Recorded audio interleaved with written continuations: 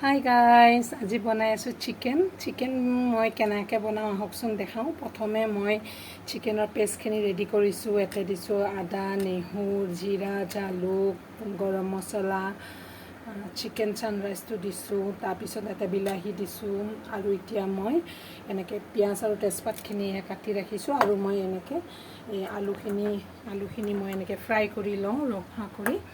এতিয়া মই তেলত কি দিম আহকচোন চাওঁ। প্ৰথমতে চেনি অকণমান দি লওঁ, কালাৰটো খুব ভাল আহে।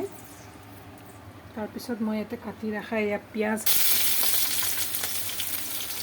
এনেকৈ কোনে কোনে বনাই এবাৰ বনাবচোন। আৰু ৰাখিছোঁ এয়া বাটাৰো দি দিম মই। অলপ পিঁয়াজটো এনেকৈ তেলত অলপ তেজপাতেৰে অলপ ভাজি ল'ব লাগে। আৰু চেনি যে দিলোঁ গাইজ, চেনিটো দিলে কি পিঁয়াজটো ৰঙা হয় আৰু হেৰি হয়, কালাৰটো ভাল আহে।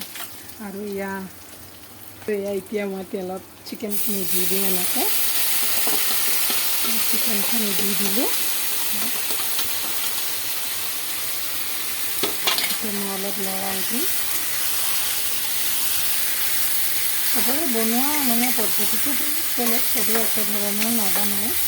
আৰু এই বাটাৰখিনি দেখিছেনে, এই বাটাৰখিনি মই তেনেকৈ দি দিম। বাটাৰ দিলে মোৰ ল'ৰাই বহুত ভাল পায় চিকেন খাই। এনেকৈ কোনে কোনে বাটাৰ দি চিকেন বনাই এবাৰ জনাবচোন। আৰু যদি ভিডিঅ'টো ভাল লাগিছে লাইক কৰি দিব।